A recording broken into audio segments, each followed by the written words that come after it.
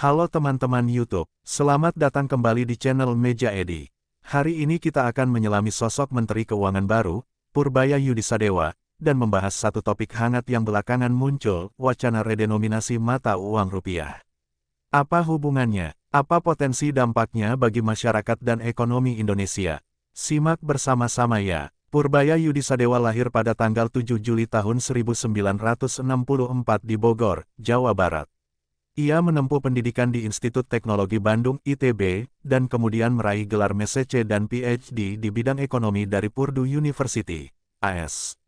Karirnya cukup panjang, mulai dari industri keuangan, riset ekonomi, hingga jabatan tinggi seperti Kepala Lembaga Penjamin Simpanan LPS, sebelum diangkat sebagai Menteri Keuangan pada tanggal 8 September tahun 2025 dalam Kabinet Presiden Prabowo Subianto.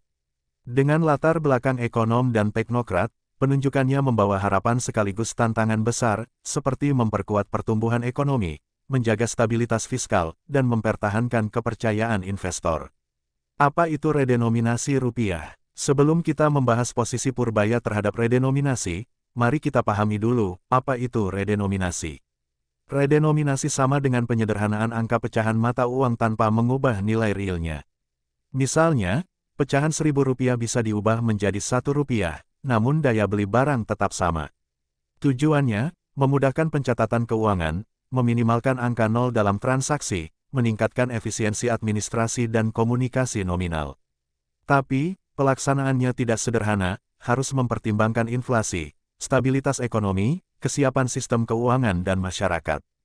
Contoh, jika sekarang Rp100.000 bisa dibagi 1.000, orang bisa membayangkan Rp100 sebagai nilai yang sama, tetapi kalau salah persepsi, bisa muncul kebingungan atau bahkan gejolak sosial. Pandangan Purbaya terhadap redenominasi. Menariknya, meskipun wacana redenominasi telah lama muncul, Purbaya sebagai ekonom dan juga mantan pejabat riset sudah memberikan komentar penting tentang hal ini. Mari kita sorot beberapa poin. Pada masa sebelum menjadi menteri, sebagai direktur riset di Danareksa Research Institute, Purbaya menyebut bahwa walaupun ide redenominasi bisa angkat kurs rupiah secara psikologis, namun saat itu Indonesia belum perlu melakukan redenominasi karena kondisi belum mendesak. Dia menegaskan bahwa sebelum redenominasi dijalankan, aspek-aspek seperti stabilitas ekonomi, inflasi rendah, dan kesiapan sistem harus terpenuhi.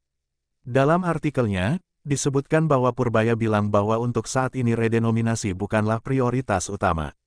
Jadi dapat kita simpulkan, Purbaya tidak menolak lado redenominasi, tapi bersikap hati-hati, dan menganggap bahwa ada prasyarat yang harus dipenuhi terlebih dahulu. Kenapa redenominasi menjadi topik hangat? Beberapa alasan mengapa redenominasi jadi topik yang ramai. Angka pecahan rupiah yang besar membuat transaksi, pencatatan buku besar, dan sistem keuangan menjadi agak berat.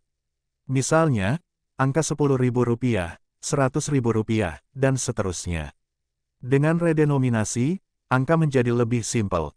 Dari sisi psikologis dan citra, kurs yang lebih ramah, angka nominal yang lebih sederhana dianggap bisa meningkatkan kepercayaan investor dan efisiensi bisnis. Namun tantangan besar, sosialisasi ke masyarakat, biaya pencetakan uang baru, penyesuaian sistem potensi kebingungan dan risiko inflasi bila dilakukan tanpa persiapan matang. Indonesia pernah merencanakan redenominasi dan sempat mempersiapkan RUU terkait. Namun agenda tersebut tertunda karena berbagai faktor, termasuk pandemi. Karena faktor risiko tersebut, meski banyak keuntungan potensial, keputusan untuk menjalankan atau tidak sangat sensitif dan penuh pertimbangan. Apa artinya bagi kita, orang biasa? Jika suatu saat redenominasi benar terjadi, berikut efeknya yang kita harus pahami sebagai warga. Pecahan uang akan berubah, misalnya Rp10.000 bisa jadi Rp10, ilustrasi.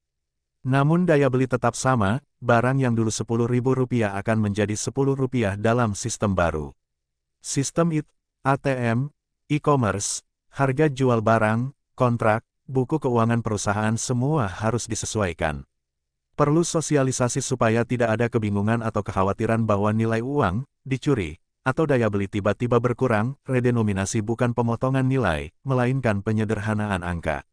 Bagi pelaku usaha, pencatatan dan laporan keuangan akan jadi lebih ringkas, tapi juga ada biaya adaptasi. Bagi masyarakat, mungkin awalnya harus terbiasa dengan pecahan uang baru atau sistem harga baru, tetapi jika dilakukan dengan lancar, perubahan bisa terasa mulus. Tantangan dan catatan kritis. Meskipun ada potensi manfaat, jangan lupa ada tantangan besar. Sebagaimana dikemukakan oleh Purbaya sendiri, kita belum begitu butuh redenominasi seperti Turki yang sempat terpuruk karena inflasi melonjak. Sistem keuangan dan ekonomi harus stabil, jika tidak, redenominasi bisa justru memicu kekacauan, kebingungan harga, inflasi psikologis. Biaya implementasi, mencetak uang baru, mengganti perangkat, mengubah software, menyosialisasikan ke seluruh wilayah Indonesia, yang sangat luas dan beragam bukan perkara kecil. Untuk Purbaya secara khusus, selain redenominasi, ia menghadapi pekerjaan besar lainnya seperti menjaga pertumbuhan ekonomi, mengelola fiskal, menarik investor, menjaga nilai tukar dan pasar modal. Kritik terhadap target pertumbuhan 6-7% menunjukkan bahwa ekspektasi publik cukup tinggi. Skema potensial redenominasi di Indonesia. Walau belum ada keputusan final, skema yang sering dibahas adalah pemerintah dan Bank Indonesia (BI) menyiapkan RUU redenominasi yang masuk ke program legislasi nasional Prolegnas. Transisi jangka waktu, masa sosialisasi sejak keputusan hingga implementasi penuh bisa bertahun-tahun. Aspek teknis, penyesuaian isi uang, pecahan baru, sistem ATM, sistem pembayaran digital, pelaku usaha, pelatihan masyarakat. Komunikasi publik, sangat penting agar masyarakat memahami bahwa nilai real tidak berubah. Sosok Purbaya Yudisadewa membawa harapan baru di era kebijakan fiskal dan ekonomi Indonesia. Ia teknokrat, punya pengalaman, dan dilantik di saat banyak tantangan menunggu. Redenominasi rupiah adalah topik penting dan berpotensi berdampak luas, baik positif efisiensi, citra, kemudahan, maupun negatif kebingungan, biaya, risiko inflasi jika tidak siap. Pada prinsipnya, Purbaya melihat bahwa kesiapan adalah kunci. Jika kondisi belum mendesak atau belum siap, kenapa harus terburu-buru? Untuk kita, sebagai warga, pelaku usaha, masyarakat umum, penting untuk memahami bahwa jika kebijakan redenominasi berjalan, harga barang akan tetap, daya beli tetap, tapi angka nominal berubah. Edukasi dan komunikasi sangat vital. Apabila Anda menanyakan, kapan? Berapa nol yang dihapus? Langsung atau bertahap? Hingga saat ini belum ada keputusan definitif yang diumumkan. Wacana terus berjalan. Begitu wacana redenominasi diumumkan oleh Menteri Keuangan Purbaya Yudisadewa, publik langsung ramai. Tagar-tagar rupiah tanpa nol bahkan sempat trending di X, Twitter, dan TikTok. Sebagian masyarakat menganggap langkah ini sebagai simbol kemajuan ekonomi, tanda bahwa Indonesia sudah cukup stabil untuk menyederhanakan mata uangnya. Namun, tak sedikit pula yang khawatir akan dampaknya terhadap harga dan tabungan mereka. Beberapa ekonom menilai langkah ini positif bila dilakukan di saat yang tepat. Contohnya, Faisal Basri menyebut bahwa redenominasi bisa memperkuat citra rupiah dan membuat transaksi lebih efisien, asal dikawal dengan komunikasi publik yang kuat. Sedangkan ekonom lain, seperti Bima Yudhistira mengingatkan agar pemerintah tidak terburu-buru. Kalau dilakukan di saat daya beli melemah, bisa menimbulkan miskomunikasi dan kepanikan harga, katanya. Sebelum Indonesia melangkah, kita bisa belajar dari negara lain yang pernah melakukan redenominasi. Turki, 2005, memotong 6 nol dari mata uangnya. Hasilnya, kurs lira stabil, sistem keuangan lebih ringkas. Tapi butuh edukasi publik besar-besaran. Korea Selatan, pernah mewacanakan redenominasi namun belum jadi, karena khawatir dengan persepsi inflasi.